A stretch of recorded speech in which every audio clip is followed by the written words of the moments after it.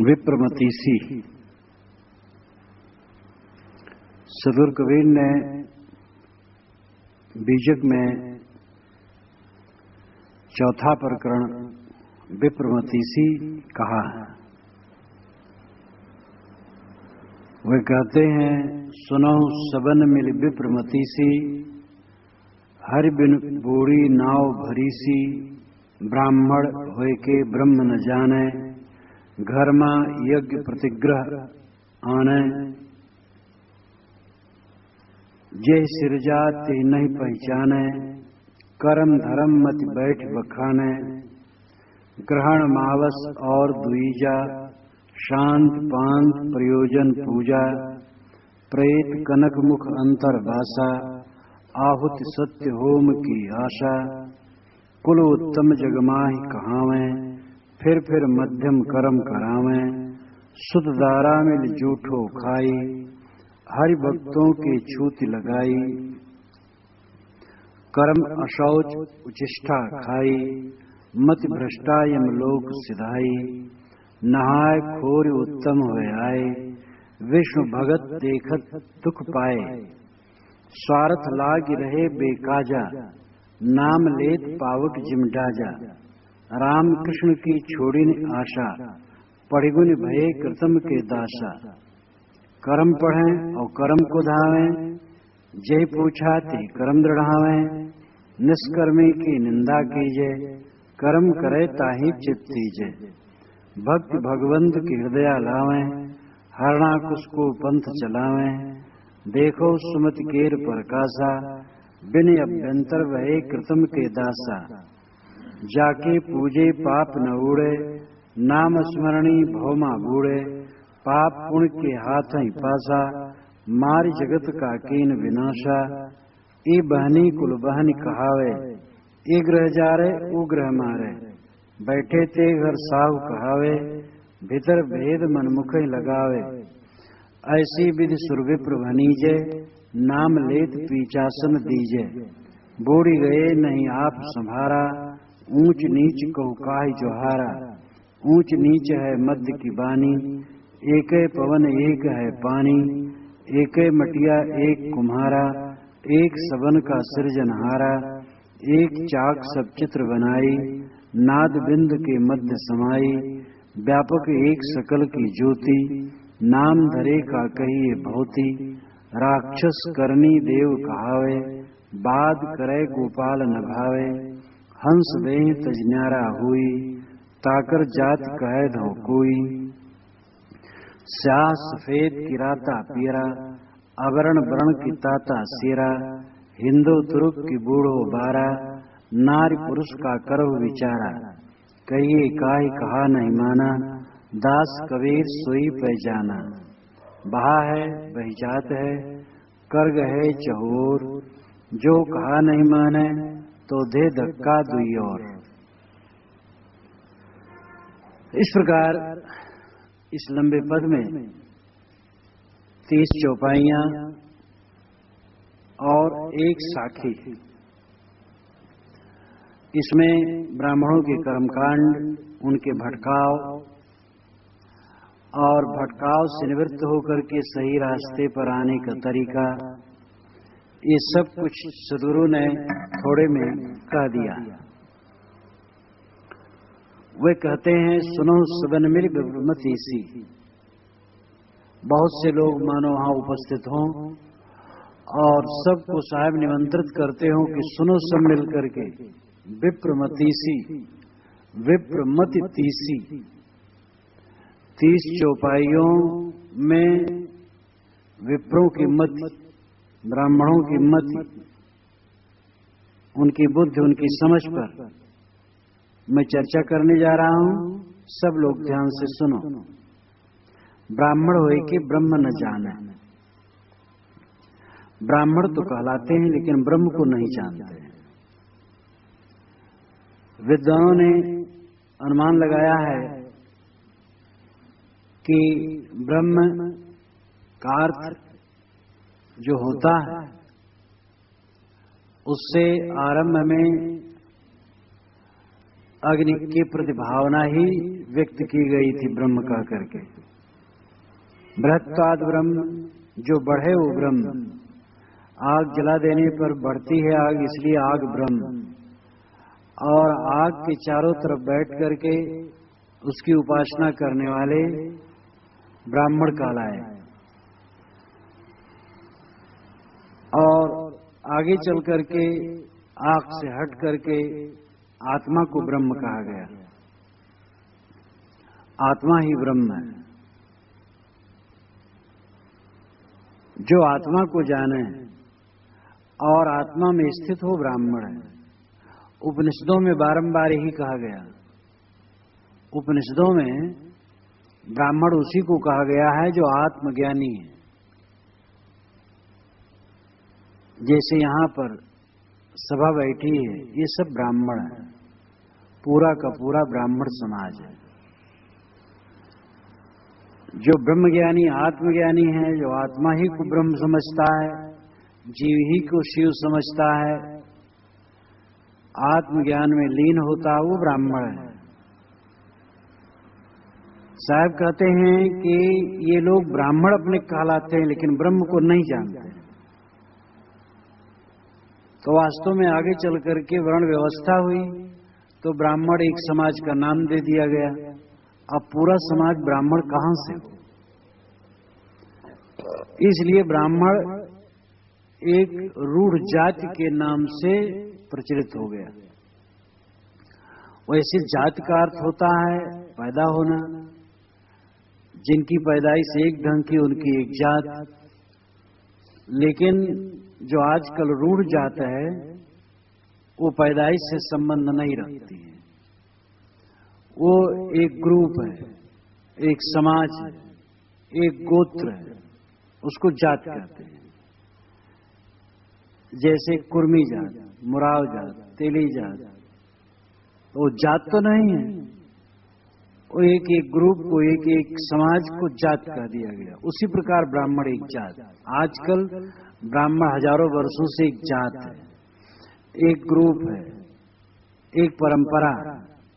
और उसमें सही ब्राह्मण तो सभी जातियों में जो जो आत्मज्ञानी हैं वही सही ब्राह्मण है। और बाकी एक समाज ब्राह्मण का नाम है जिसमें गोत्र अपने ढंग से तिवारी, चौबे, पाणे, शुक्ल, मिश्र इत्यादि कहते हैं। तो साहब कहते हैं ब्राह्मण तो कहलाते हैं और अहंकार भी रखते हैं हम ब्राह्मण हैं, लेकिन ब्रह्म नहीं जानते हैं, आत्मा को नहीं पहचानते हैं, देही सच मानते हैं। घरमा यज्ञ प्रतिग्रह आना है। लोगों यहां यज्ञ करवा करके प्रतिग्रह नाम दान लेकर के घर में आने, अपने घर में ले आवे, इतना ही ब्राह्मण दिन करा गया है। और यहां पर भी ये पुरोहितों के लिए ही विशेष बात है। जो रूढ़ ब्राह्मण जाति है वो ये काम नहीं करती है।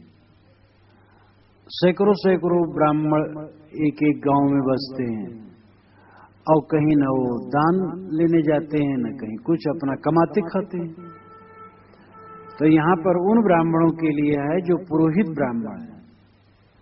साहब कहते हैं कि यज्ञ करा करके प्रतिग्रह ये निदान ले करके आ गए घर में, बस इतना ही इनका ब्राह्मणत्व और कुछ नहीं। जय सिर जाते नहीं पहचाने, कर्म धर्म मत बैठ बखाने। जिसने सृजन किया ज्ञान विज्ञान का उसको इनकी पहचान नहीं। सारे ज्ञान विज्ञान का सृजक कौन है? मनुष्य की आत्मा। लेकिन इन्हें आत्मा की पहचान नहीं है। बस कर्म धर्म मत बैठ बखाने, बैठ करके कर्म ही को धर्म मानते हैं, यही इनकी मत रहती, इसी व्याख्यान करते हैं। कर्म से भी अभिप्राय है, जैसे यज्ञ करवा लेना और कहीं गृह शांति का काम कराना, कहीं पूजा पाठ करके दुख दूर करने के लिए कर्म कराना, तो कर्म कराने का मतलब है कुछ धार्मिक क्रियाकलाप, और वो भी धर्म तो खास नहीं है, कुछ सांस्कृतिक कार्यक्रम है उसमें, और कुछ अंधविश्वास से उपजा हुआ पूजा पाठ है। इसी कर्म में इनकी धर्म की मति, कर्म धर्म मत बैठ के खाने, कर्म में इनकी धर्म की मति है। धर्म जो सदाचार है, आत्मशोधन है, ये सच्चा धर्म है, ये धर्म का ज्ञान नहीं और आचरण नहीं, बस कर्मकांड को धर्म की मति, कर्मकांड में धर्म की मति हो गई और बैठ कर किसी का व्याख्यान करते हैं। ग्रहण, अमावस और द्विजा, ग्रहण के दिन दान लेने की प्रक्रिया ये पुरा काल से चली आई है। आकाश में ग्रहण सूर्य को लगता है, चंद्र को लगता है, तो लगता उगता तो कुछ नहीं है, एक आड़ा हो जाता है और दिखाई नहीं देता बस, लेकिन उसमें बड़ा बाउंडर बना रखा है और मान रखा है कि वो तो राहु केतु, इनको निगलता है, बड़ा दुख होता है, बड़ी परेशानी होती है। जब चंद्र ग्रहण या सूर्य ग्रहण होता है, भावुक लोग एकदम राम राम राम राम राम जपते, बहुत पीड़ा, बहुत संताप उनको लगता, देखो भगवान सूरज ग्रहण में आ गए। आज के जमाने में भी यह दशा है। एक बार हम कलकत्ता से गोरखपुर की तरफ आ रहे थे, सूर्य ग्रहण उस दिन था, तो सूर्य ग्रहण लगने वाला था आगे। अब हम लोगों को इसका तो ध्यान ही नहीं था कब लग रहा है। जलपान का टाइम आया, खोला गया, खाना पीना शुरू किया गया, तो लोग बैठे थे, शिक्षित लोग थे, कहे देखो महाराज लोग सावधान है, अब सूर्य ग्रहण आने वाला है, पहले ही खा ले रहे हैं। तो हमें हंसी आ गई। मैंने कहा भाई ये सब कुछ नहीं, सूर्य ग्रहण लगा रहा है तब भी मैं खा सकता हूं, अभी तो टाइम आ गया खाने पीने का, इसलिए खा रहे हैं। वो समझते थे अब सूर्य ग्रहण भी लगेगा इसलिए पहले खा ले रहे हैं। पढ़े लिखे लोगों के मन में भी ये भ्रम है। और आश्चर्य तो यह है कि एक तरफ तो पढ़ते हैं कि चंद्र सूर्य पृथ्वी एक रेखा में आने पर ग्रहण होता है, लेकिन इसके बाद भी वो दिमाग में शैतान बैठा रहता है भ्रांति का। तो ग्रहण के दिन दान लेते हैं, अमावस्या के दिन, अमावस अमानाम सात वसनाम वसना, चांद और सूरज जब एक ग्रह में रहते हैं, एक घर में रहते हैं तो अमावस कहते हैं। एक घर में रहने मतलब एक साथ, और एक साथ भी क्या हो तो करोड़ों किलोमीटर के दूर दूर हैं, लेकिन उसको एक साथ कहा जाता है क्योंकि अमावस के दिन सूरज उगेगा और चांद भी साथ साथ उगेगा। चांद दिखाई नहीं देता है, साथ साथ रहेंगे। अमावस वो भी परम माना जाता है, उस दिन भी दान लेते हैं। और द्विजा, जमदुतिया इत्यादि को शांत पांत प्रयोजन पूजा, शांति कहते हैं कि तुम्हारे ग्रह बाधा है, ग्रह दशा लोग खूब दिखाते हैं, अभी भी दिखाते हैं। परेशानी पर परेशानी आती, जरूर कुछ कारण है। 7.5 लग जाती है तो 7.5 वर्ष तक उनके घर पर विपत्ति ही विपत्ति रहती है। तो कहीं कुछ लड़का पैदा हुआ तो कहीं 27 पड़ गया है। अब 27 दिन तक पिता उस लड़के को तो देखे ही ना, आवाज उसकी नहीं सुननी चाहिए। और 27 को एक पानी आता है, 27 जंगल की लकड़ी आती है, और तमाम बड़ा प्रपंच, एक करवा बनाया जाता है जिसमें 27 टोटियां होती हैं, उसमें तेल भरा जाता है। तो फिर पूजा जब उसकी होती है तो उस टोटी घुमाते हैं और सब टोटियों से करवा घुमाते, सब टोटियों से तेल गिरता है। 27 ब्राह्मण का भोज होता है, फिर 27 के आगे और जितना खिला सके, लेकिन 27 से कम नहीं होना चाहिए। ये पूजा पाठ का चक्कर खूब डाला है और इसके लिए धर्मशास्त्रों में खूब लिखा है। तो ग्रह शांति इत्यादि करने के लिए पूजा, पांति पंक्ति मंत्र पंक्ति का उच्चारण। प्रयोजन पूजा, साहब कहते प्रयोजन तो है पूजा। किस प्रकार से? चूल्हा, अगर नया चूल्हा शुरू करना है तो ब्राह्मण से पूछ करके करना चाहिए, और पूछेंगे तो कम से कम एक सीधा तो दान करेंगे। हर बात में पूजा करवाने की भावना। प्रेत कनक मुख अंतर्वासा, कोई मर गया तो शरीर प्रेत हो गया। प्रेत होना नहीं, मरा हुआ शरीर, और प्रेत का मतलब वह जीव जो चला गया। तो प्रेत, शरीर प्रेत हो गया, मर गया, तो मरने के पहले ही कनक मुख में सोना डलवाते हैं। कहते देखो मर रहे हैं, सोना डाल दो मुख में, नहीं तो प्रेत हो जाएंगे, भूत हो जाएंगे। सोना डाल दिए तो साहब कहते हैं अंतर्वासा। पुरोहितों के तो अंतर में वासना रहती है, सोना मुझे मिलेगा। जब आदमी मर जाता है सोना निकाल लिया जाता है, वो पुरोहित पाता है। आहुति सत्य होम की आशा। आहुति हवन करवाते हैं, होम करवाते हैं। तो साहब कहते हैं आहुत सत्य होम की आशा। आहुत करके, हवन करके ये सत्य आशा रखते हैं कि इससे फल मिलेगा। लोगों को यही उपदेश करते हैं कि इसमें फल मिलेगा तुम्हें, यही आशा दिलाते हैं। कुल उत्तम जगमाही कहाँ है? ये संसार में उत्तम कुल के लोग कहलाते हैं, ब्राह्मण उत्तम कुल के हैं। लेकिन फिर मध्यम कर्म कराते हैं। पशुवध इत्यादि पूजा में तो पशुवध पहले बहुत होता था कबीर साहब जमाने में, और आज भी जगह जगह होता है। और भी ऐसे कर्म, पिंडदान इत्यादि, ये सब क्या है? शुद्ध दारा मिल जूठो खाई, हरि भक्तों की छूत लगाई।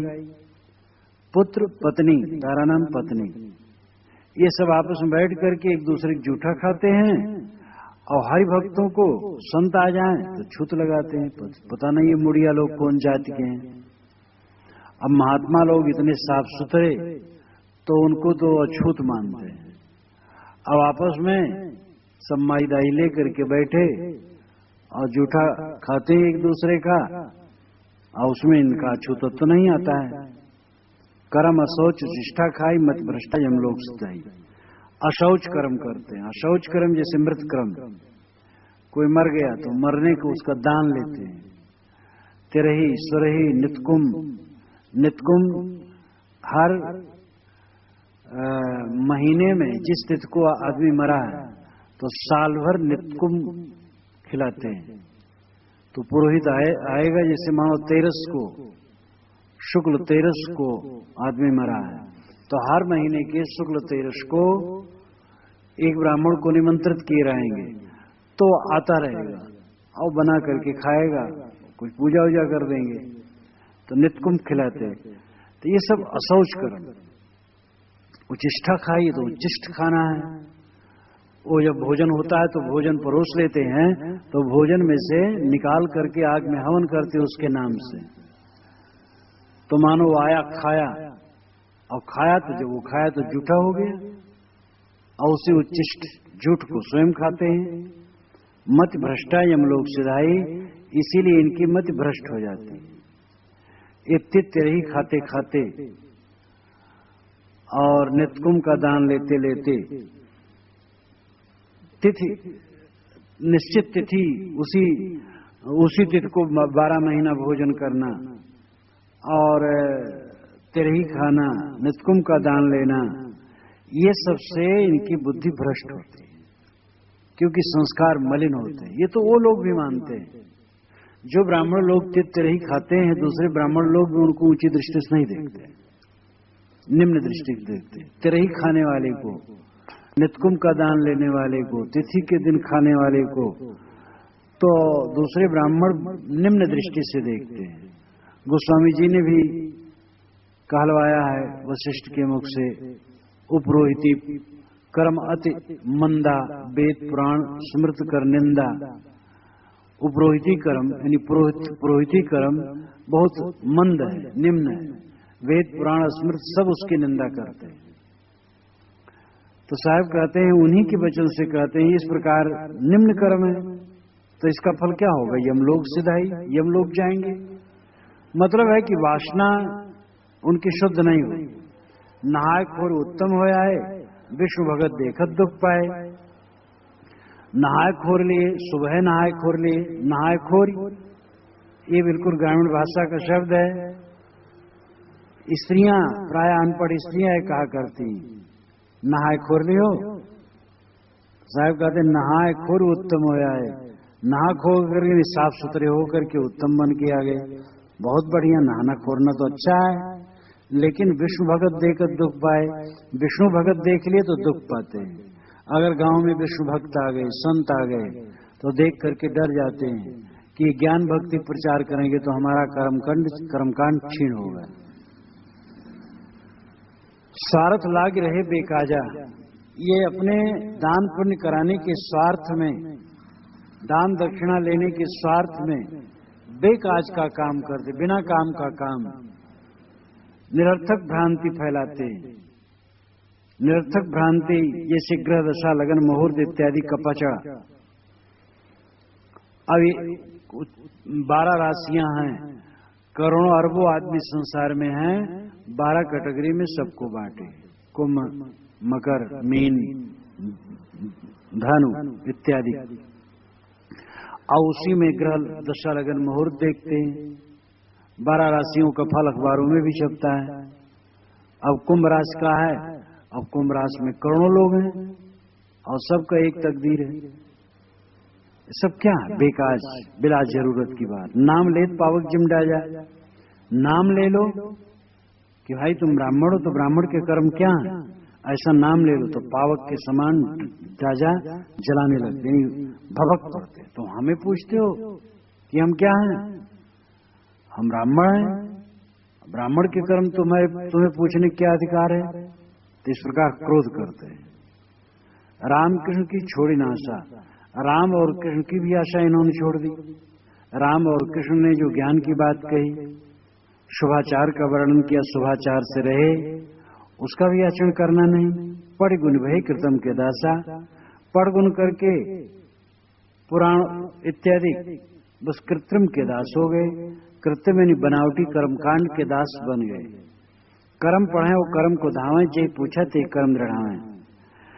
कर्म कांड की बात पढ़ते हैं और कर्म कांड के लिए धावे नाम दौड़ते हैं, यहां से वहां, वहां से वहां, दान दक्षिणा के लिए। जे पूछा ते कर्म दृढ़ावे, जो कोई कल्याण का रास्ता पूछेगा तो बस यही कहेंगे। कर्मकांड, पूजा अर्चा देवी देवता का और आत्मज्ञान का विषय इनके रह ही नहीं गया है। निष्कर्मी की निंदा कीजिए, जो निष्कर्म होगा उसकी निंदा करने में डट पड़ते हैं। जो कर्मकांड से रहित हो, ज्ञानी जी महाराज जब हमसे पूछे कि कर्म, कहे कि ज्ञान का विषय, तो आत्मज्ञान का विषय जब बताया तो खुश हुए कि हाँ तो ठीक है। कहे कर्म, हम कहे अच्छा कर्म करना चाहिए, बस भड़क गए कि यही तो आप लोगों की बात है। हवन तर्पण सब छोड़ दिए, क्योंकि हवन करने से क्या होता है कि पानी बरसता है। मैंने कहा अमेरिका इत्यादि में कोई हवन नहीं होता, वहां खूब फसल होती है, बस अमेरिका वालों को गाली देने लगे। तो कर्म कांड, निष्कर्मी की निंदा कीजिए, निष्कर्मी की निंदा करने लगते। कर्म करे ताही चित्त दीजिए, जो कर्म करता है उसी में चित्त लगाते हैं या उसी को प्रिय मानते हैं। भक्ति मार्गावलंबी और ज्ञान मार्गावलंबी दोनों की ये लोग निंदा करते हैं।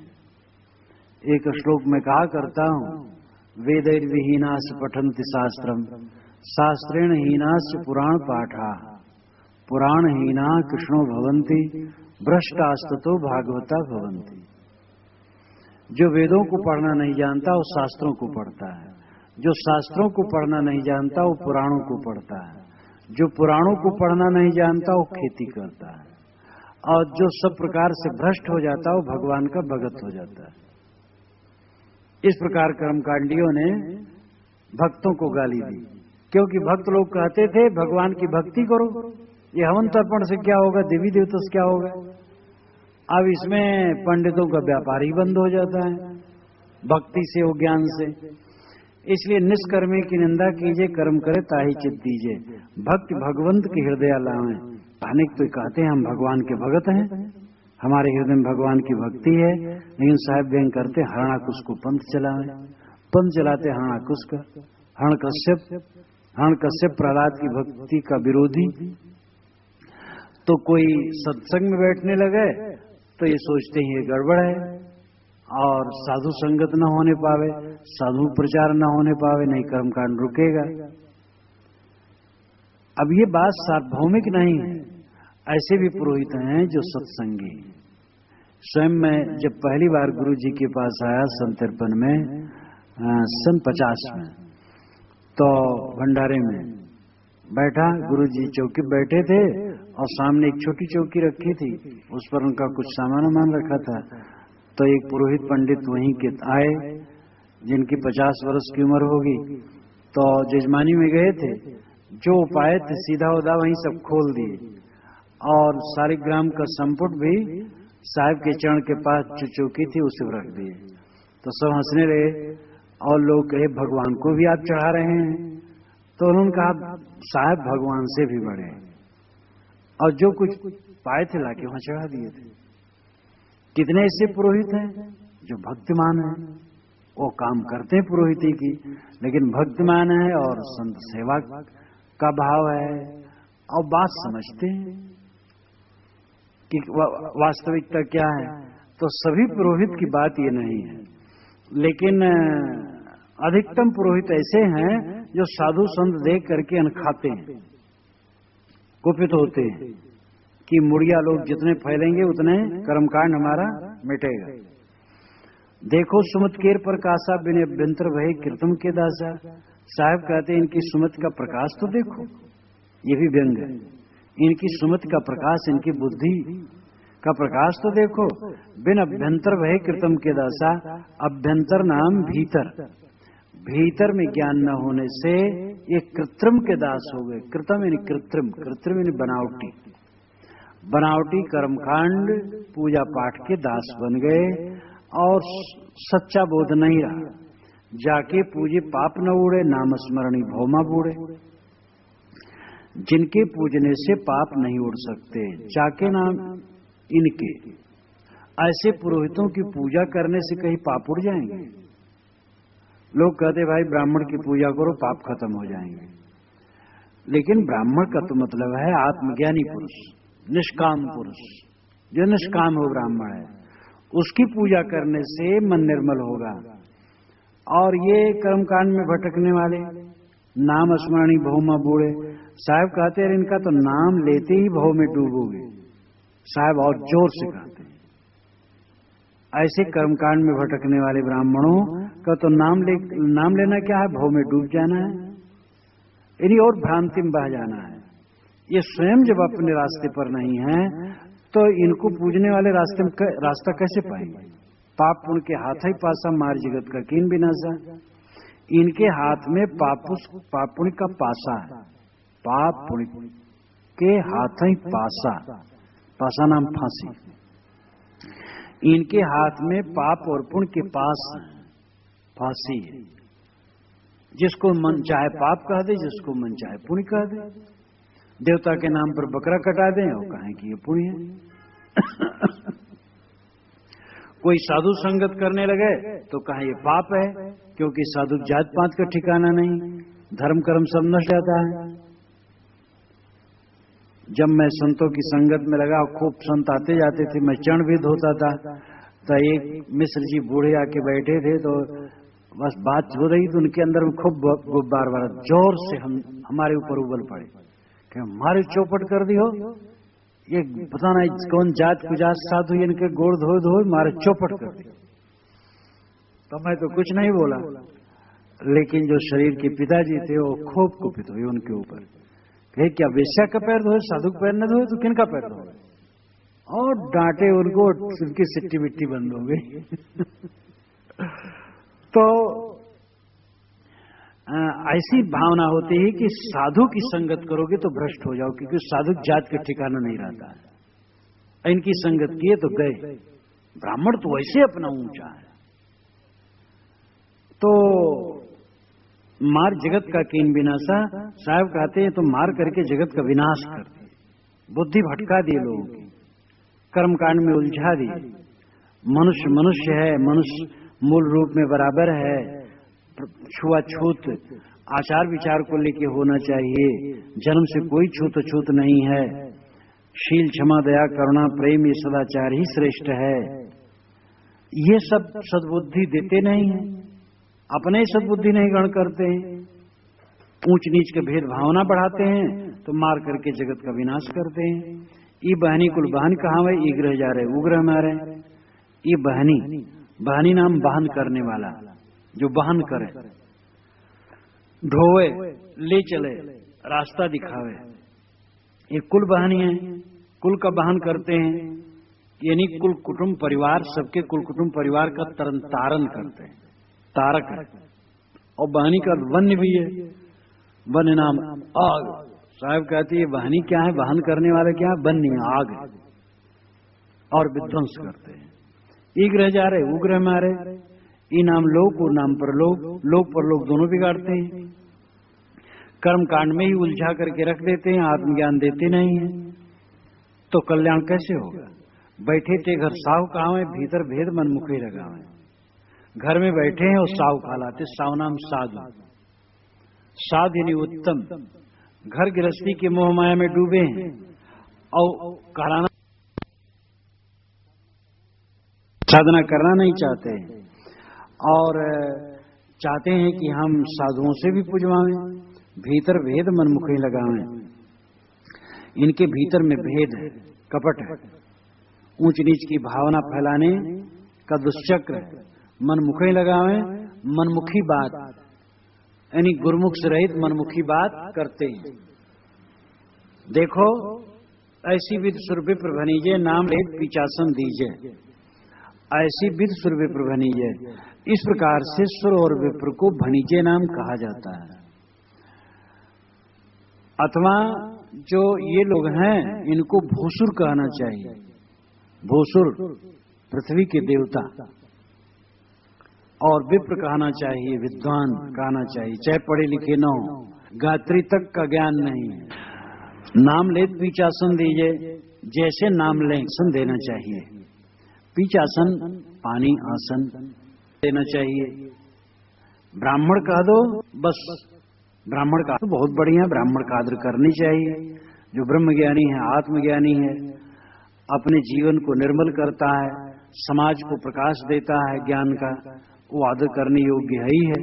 लेकिन ये सब काम तो छोड़ दिए, अज्ञान में डूबे हैं केवल, ऊंच नीच के काव जोहारा। साहब कहते हैं बूढ़ गए नहीं आप समारा, कर्म कांड मात्र में उलझ करके भेदभाव ऊंच नीच की भावना फैला करके बूढ़ गए, स्वयं बूढ़े और हिंदू समाज को बुढ़ाए डुबाए। ऊंच नीच की भावना फैला फैला कर, छुआछूत का पाखंड डालकर यहां तक प्रपंच कर डाला गया कि शूद्र की परछाई पड़े तो कपड़े के सहित नहाना चाहिए। पुरोहित और भी समाज में होते हैं, दूसरे समाज में भी और संप्रदायों में, लेकिन हिंदू समाज का पुरोहित इतना डूबा कि वो ऊंच नीच की भावना बहुत फैला है। ईसाइयों में, मुसलमानों में, बौद्धों में, जैनों में, हर जगह पुरोहित है। लेकिन हिंदू समाज का पुरोहित ऐसा प्रपंची हुआ कि उसने ऊंच नीच की भावना बहुत फैला दी। आदमी को आदमी नहीं समझा। गाय का दूध पीते हैं, बछड़ा उसमें पीता है, गाय का दूध सब जानते झूठा है, भैंस का दूध झूठा है, वो झूठा पी लेंगे। लेकिन आदमी साफ सुथरा हो और हाथ से छू ले तो पानी नहीं पिएंगे। गाय का बछड़ा और बकरा का बच्चा गोद में खिला लेंगे, मनुष्य को अछूत मानेंगे। शंख मुख से फूकेंगे जो हड्डी है, लेकिन मनुष्य को अछूत मानेंगे। मृगचर्म को अछूत नहीं मानेंगे, कस्तूरी को अछूत नहीं मानेंगे, जो जानवर के नाभि में होता है और वो गंदी चीज है, लेकिन मनुष्य को अछूत मानेंगे। तो जो विवेक की बुद्धि है वो हर गई, बूढ़ गए नहीं आप समारा। स्वयं बूढ़ गए, समाज को डुबाए और अपने को संभाले नहीं। हिंदू समाज का पतन हुआ इसी ऊंच नीच की भेद भावना से। ऊंच नीच का हुक्का है जोहारा, ऊंच नीच का करके तब जोहार करने की बात इनकी है।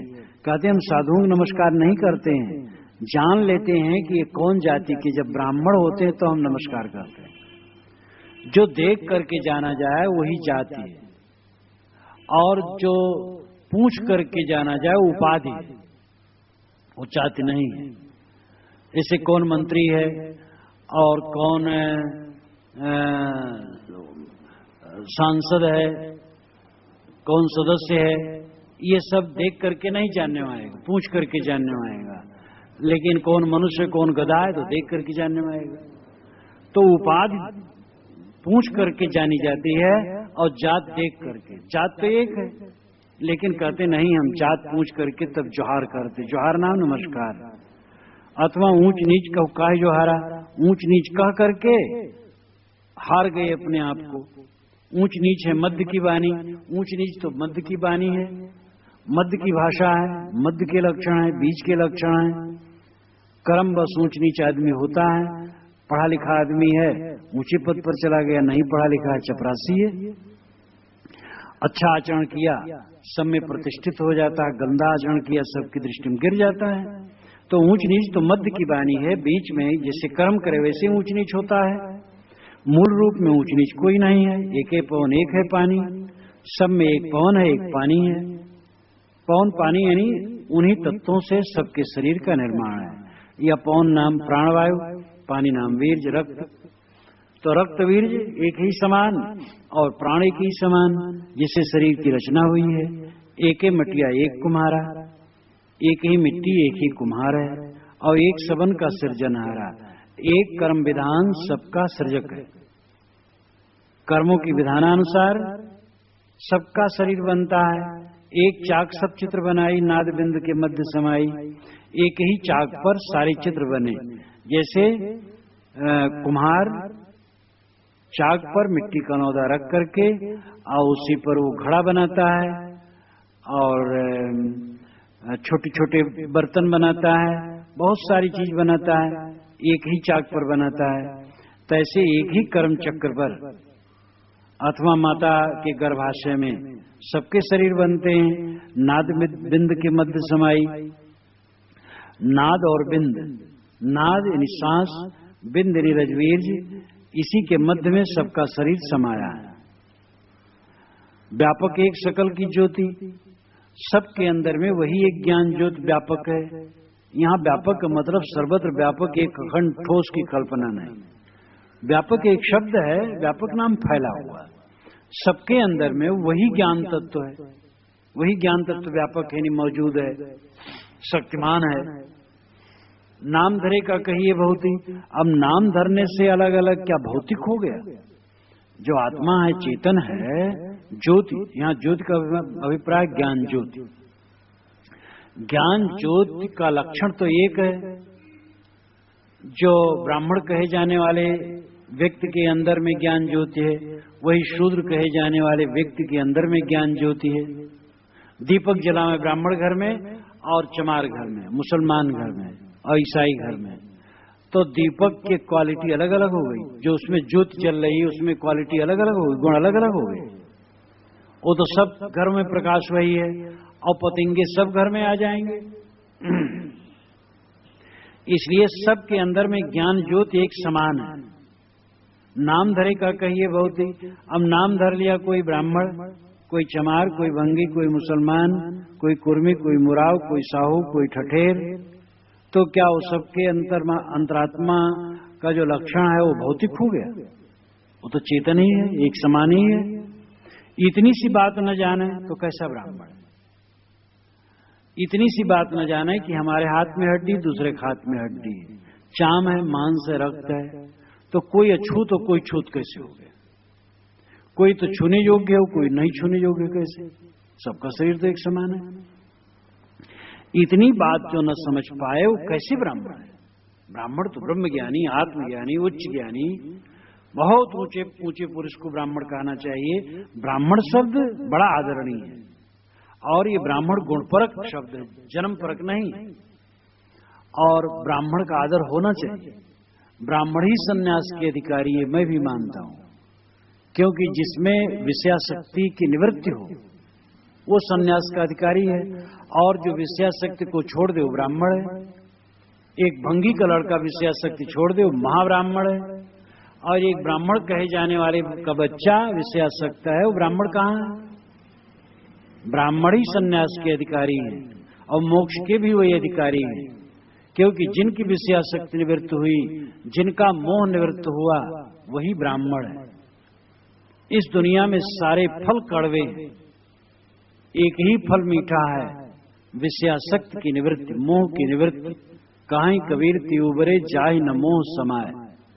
जिनका सारा मोह मिट गया वो महान ब्राह्मण है, और ऐसे ब्राह्मण सदैव पूज्य। और ये जो ब्राह्मणत्व का सच्चा स्वरूप था वो आदमी भूल गया, ब्राह्मण कहा जाने वाला भूल गया।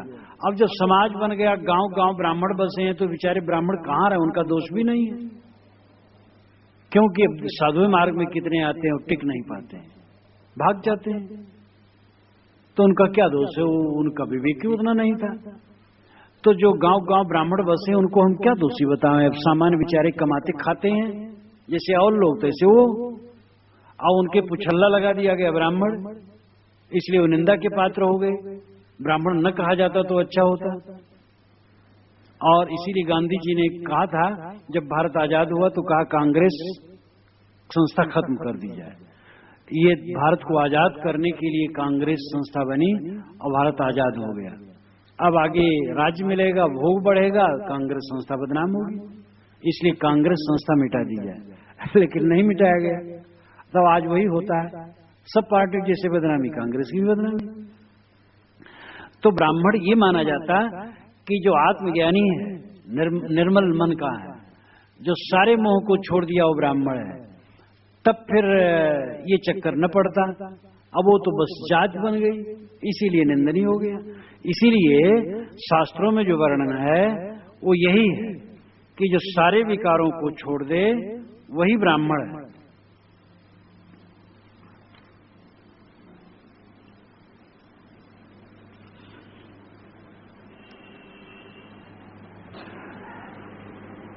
समो दमस्तपः शौचम क्षांतर आर्जो में उच्च ज्ञानम विज्ञान मास्तिक्यम ब्रह्म कर्म स्वभावजम। ये गीता में कहा गया। शम दम तप शौच क्षमा सरलता ज्ञान विज्ञान आस्तिक्य भाव, ये ब्राह्मण के लक्षण है। महाभारत में कहा गया वन पर्व में, जितेंद्रिय धर्मपर स्वाध्याय निरत शुचि काम क्रोधो वशो यस तम देवा ब्राह्मणम विदु। जो जितेंद्रिय हो, धर्मपरायण हो, स्वाध्याय निरत हो, अंतर्बाहर पवित्र हो, काम क्रोध को जिसने वश में कर लिया हो, उसको विद्वान लोग ब्राह्मण कहते हैं। तो ब्राह्मण का मतलब है सारे विकारों का परित्याग कर देने वाला, सारी आसक्तियों का परित्याग कर देने वाला। और शूद्र कहा जाने वाला व्यक्ति यदि निर्मल है तो ब्राह्मण है, और ब्राह्मण कहा जाने वाला व्यक्ति निर्मल नहीं है तो अब्राह्मण है।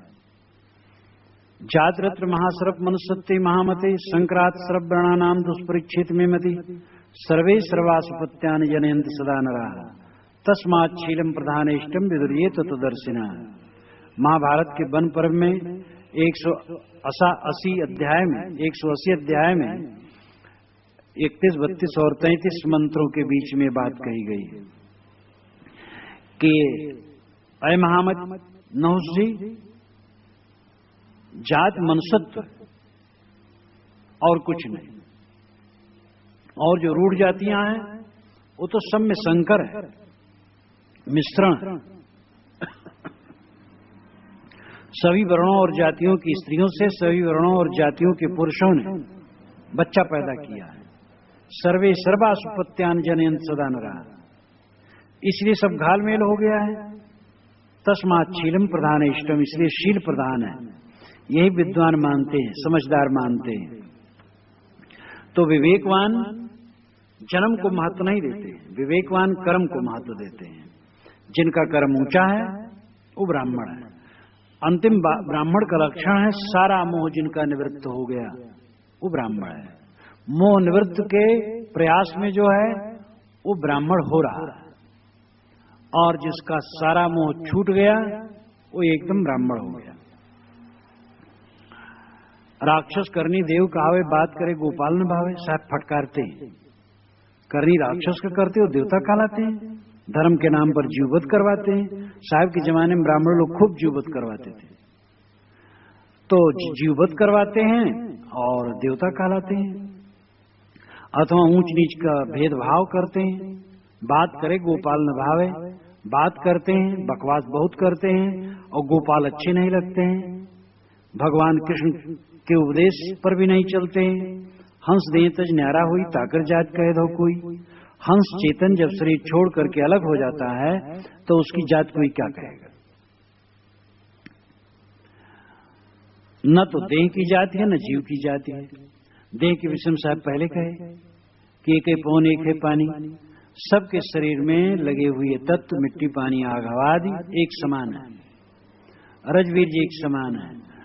बच्चा पैदा होता है तो सबकी माताएं एक समान उनको धोती पोंछती साफ करती हैं, दूध पिलाती हैं, टट्टी पेशाब धोती हैं। सारी क्रियाएं तो एक समान है। तो देह की स्थिति सबकी एक समान। भूख प्यास सबको ऐसे लग गए, काम क्रोध लोभ मोह में सब ग्रसित। और सबके अंदर का जो हंस चेतन है वो भी एक समान, उसमें भी कोई अंतर नहीं। हंस देह तज न्यारा हुई। जब हंस चेतन देह को छोड़ के अलग होता है ताकि जात ताकर जात कहे दो कोई। उसकी जात भला कोई क्या कहेगा। उसकी जात तो शुद्ध चेतन मात्र है, ज्ञान मात्र है। स्याह सफेद किराता पीरा आभरण वर्ण की ताता सेरा। ये बतलाओ वह स्याह है कि सफेद है, राता पीरा है। स्याह नाम काला, सफेद नाम उजला, राता नी लाल, पीरा नी पीला। जीव क्या है, कैसा लक्षण है। लोग कहते हैं जो स्याह हो काला हो शूद्र है, और जो सफेद गोरा हो ब्राह्मण है, जो राता लाल हो वो क्षत्रिय है, और जो पीरा मिलित जुलित हो वो वैश्य। लेकिन ऐसा तो नहीं देखा जाता है।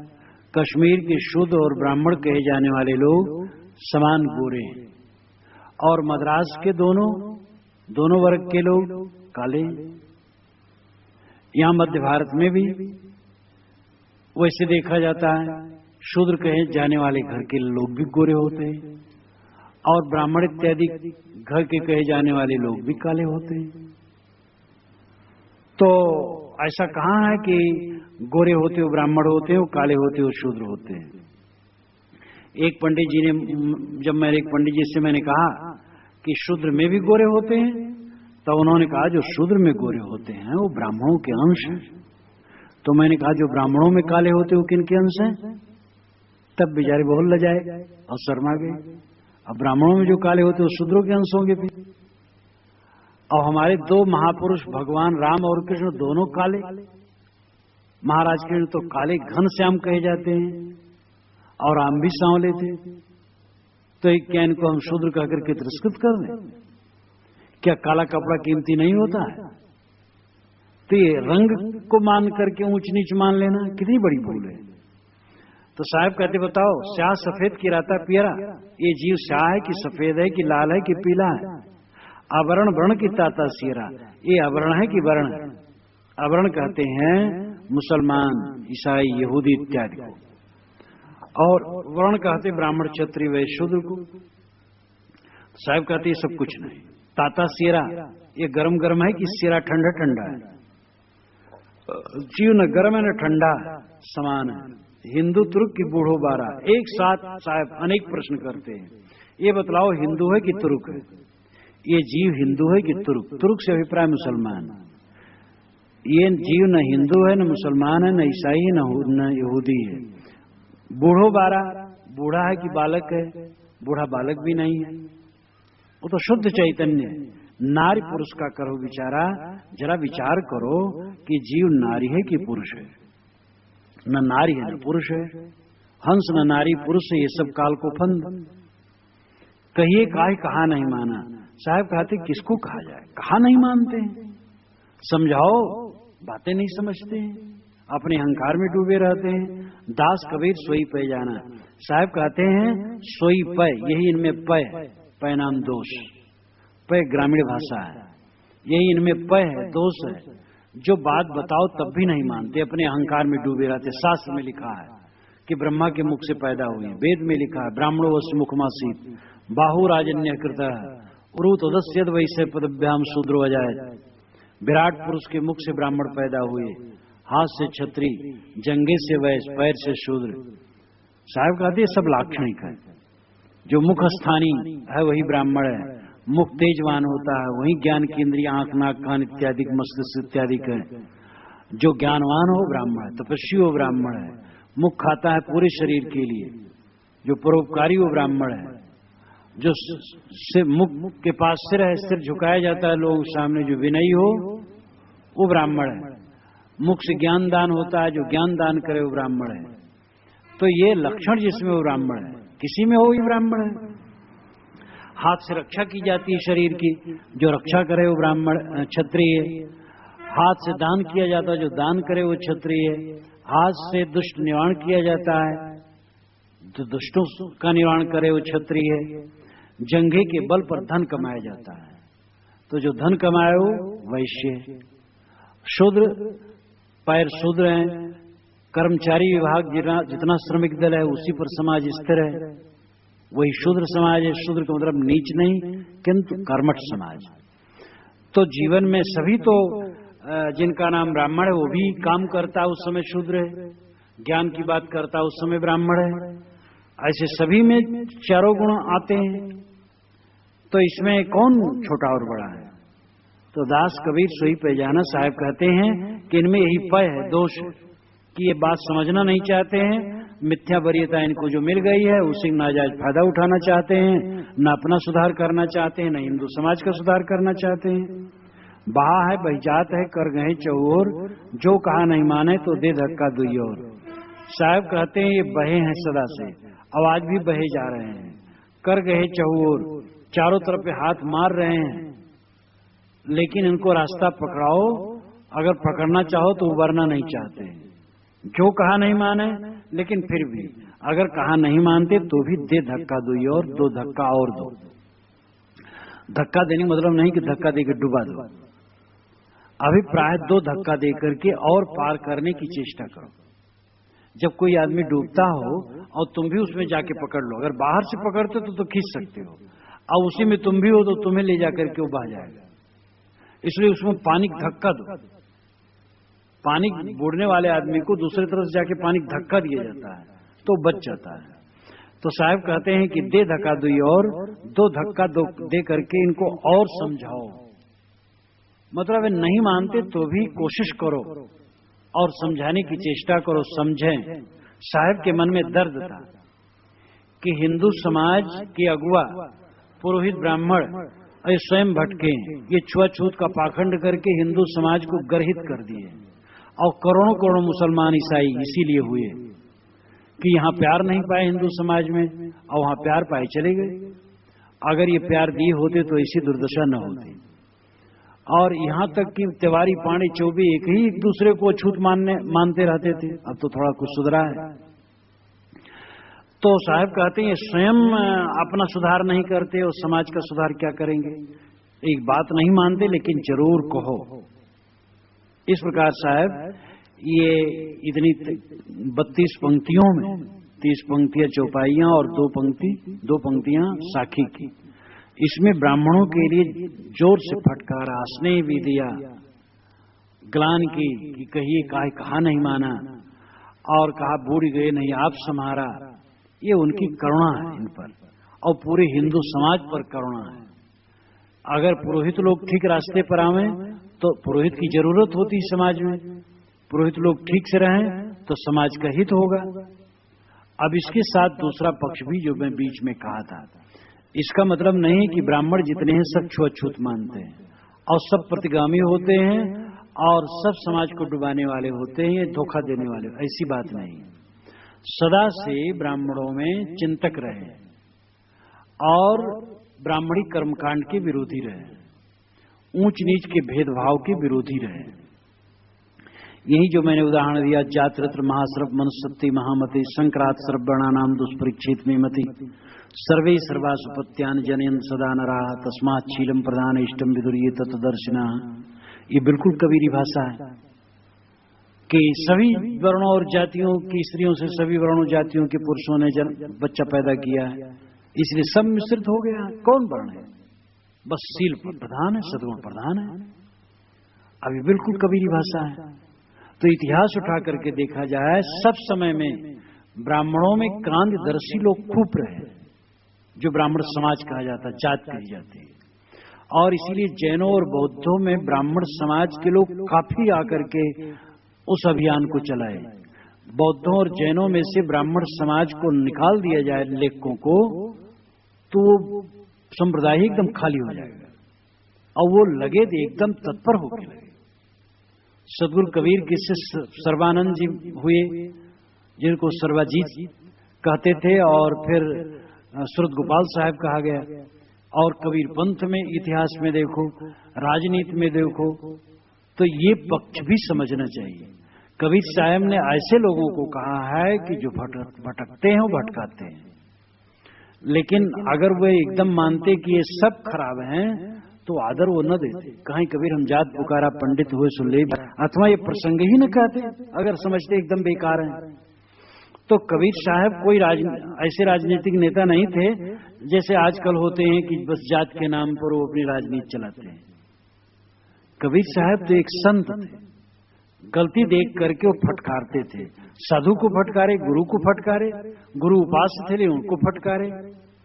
तो साहब एक निर्मल चित्त के संत हैं और वे सबकी गलतियों पर टोकते। ब्राह्मणों की गलतियां बहुत बड़ी हैं, क्योंकि वो कर्मकांड और छूत और ऊंच नीच की भावना में समाज को उलझा देते हैं। इसलिए उन्होंने एक अलग प्रकरण ही कहा, कस के फटकारा। ये उनके मन में हमदर्दी है उनके लिए और समाज के लिए।